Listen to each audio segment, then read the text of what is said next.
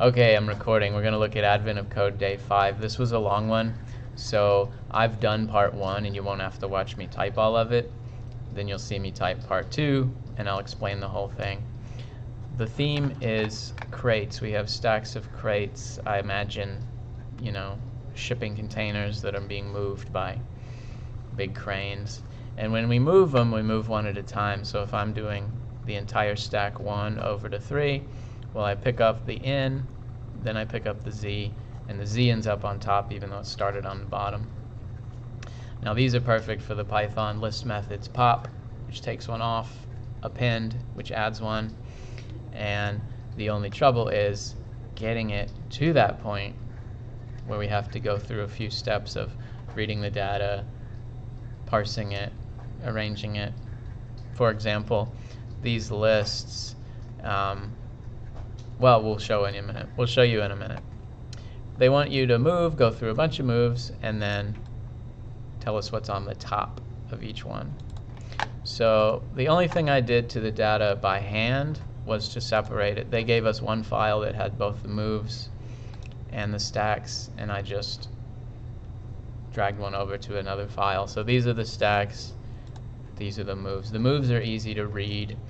We just go through and split it by spaces and then take every other one basically. Luckily they're all in the same order. It's like the amount and the source and the destination. And in fact, I made a move class, a move object, because I wanted to be able to say move.source, move.destination, that kind of thing. Having it in a tuple would be really hard to remember the index of each one, especially because we're already using lots of indices in other parts. So for the stacks, that's the hard step, to read all these, because we read them horizontally. We'd love to read them vertically and get a list, but we can't. So we read them horizontally, and we have to say, like, okay, F, that's 1, next list is nothing, next list is S, or FS, next is nothing, and so on. And then, once we've built them that way, we really want to flip the order, so I do a reverse. So what I've got is, we're making some blank lists to fill up, and then I made a list of the indices where you're going to see the content. Like, we don't care about brackets or spaces, we just care about like these letters that are inside the boxes. And then we go through, if we're finding something inside a box, we add it to our lists and have a bunch of annoying I+1 stuff that you won't have to watch me type because I already did it. And then part 1, we go through the moves, use pop and append. In fact, I did them both in one line to take it off of one onto the other. I also had a little test line down at the bottom to figure out the total, because I wanted to make sure I wasn't losing any crates or adding any crates. It should be 56 because that's how many we start with.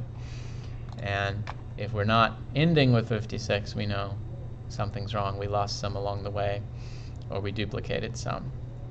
Now that's the answer for part 1. Those are the tops of all the stacks. And by the way, another test is that if you have some empty stacks, it must be wrong, because they don't say it, but they assume that every stack will have something in it at the end. Now, let's do part 2. Most of this will stay the same. We're still creating the stacks. We're still printing them in the same way at the end, finding the tops. And I'm still going to keep this checked to see if we have 56. But this stuff is going to change what we do with it. Part 2 says, all right, now we realize we can grab more than one at a time. So we're not doing, like this example, we're not doing in over here and then Z on top of it. We're doing in and Z in a single chunk so that the order is preserved. If it was on top, it's still on top. If Z was second, it's still second. If we grabbed 5, the fourth would still be fourth, and so on. And that's harder because we can't use pop and append, at least not only pop and append. So what we want is to have several all at once, hold them in a little intermediate step, and then set them down in a new spot. What we love is like a multi-pop, and pop has a parameter. You can say a number, but it doesn't get how many, it gets just which one. So like if I say pop 3, it takes the third item, not the top 3 items. So what I'm going to do is comment this out and do something else for part 2. Actually, I'm going to copy it because I'm probably going to use very similar structure. Let's say part 2 is something here is going to have a new multi-pop, and in fact I'm going to make a function to do that, just so it's sort of wrapped up in one thing and we can avoid having 5 layers of indenting down here. So I'm going to make multi-pop. It takes a stack and how many, and it's going to take all of those, give you that chunk all in one return value. So I'm going to say chunk equals stack negative crates to the end. So like if we say 5, we go from 5th to last all the way to the end, or if we say 3, we go 3rd to last all the way to the end. However, I think the way lists work, they are mutable, and if I do this, they would be like referencing the same stuff, and if we delete those from the stack later, which we are, then I don't know if chunk will know where they are anymore. So I'm going to say item for item in stack crates in order to copy those. I guess I should say crate for crate because that makes sense, right? And now what I would like to do is to take the new stack as like stack up to negative crates, right? But again, that won't work because of the way lists and functions work. If I say stack equals this, that's just a local variable and it won't be preserved when I kick out of the function, which I'm going to do in the next line.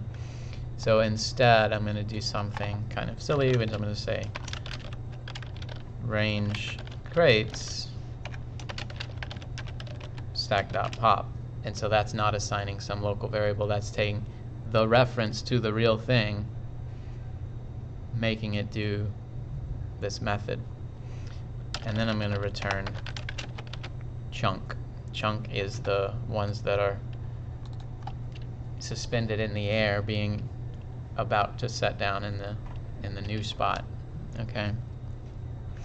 So for part 2, I don't need this for loop anymore because that's happening inside the function. It's getting all of them at once. We're not taking them one at a time, which is great. We have less indenting. That's always a good sign. But this thing doesn't really work anymore, so I'm going to make it, I'm going to say chunk. Maybe those conflict. I don't think so. I think we can use the same name. Chunk equals multi-pop, and then the stack and how many. The stack is move.source. No, it's not. And how many is move.crates. The stack is, if I say move.source, that's just a number. That's like 3, but we don't want that. We want the 3rd stack. And the way I set it up, just to make things easy, is I put a blank stack at the beginning. Therefore, they're all shifted over. So when we say 1, 2, 3, it really is 1, 2, 3. It's not 0, 1, 2. So what do we got here? We're going to say the destination one is going to get the chunk. However, you can't use append for that. Append is one thing at a time. So we have to say extend, I think is the name of the method. Let's try that. And I should have been testing little parts along the way, but I'm pretty sure this is going to work. It should have 56. It does have 56, which I was worried about because we could have lost some along the way, or we could have accidentally duplicated some.